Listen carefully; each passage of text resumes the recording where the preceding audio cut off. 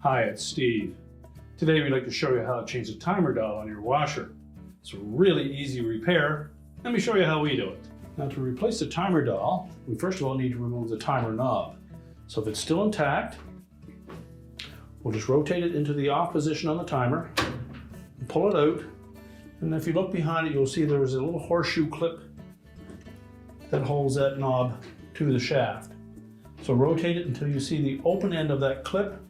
Then with a pair of needle nose pliers, we're simply going to press down on that clip, rotate it 180 degrees, and then we'll grab the opposite end of it with a pair of pliers, and we'll just pull that clip off.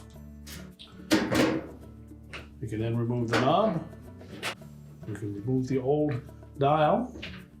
If it's pressed in too tight, you may need a thin putty knife just to get under the edge of that, but take caution not to scratch the surface of your console. Now, with the old dial removed, make sure that the spring clip came off with it. If not, it will be located in here and will need to be pulled out of the way. So you can discard the old one. Now, before we install that new dial, you just flip it over and you'll see that there is a little detent.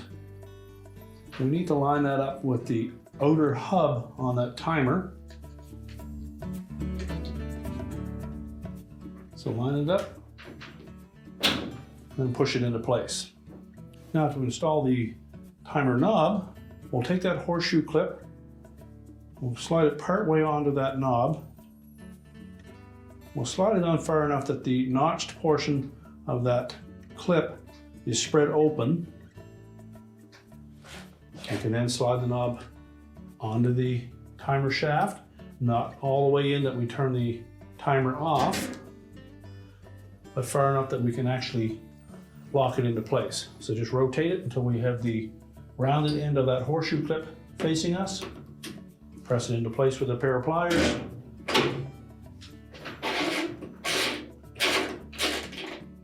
Verify that the knob is latched on properly. And your repair is complete.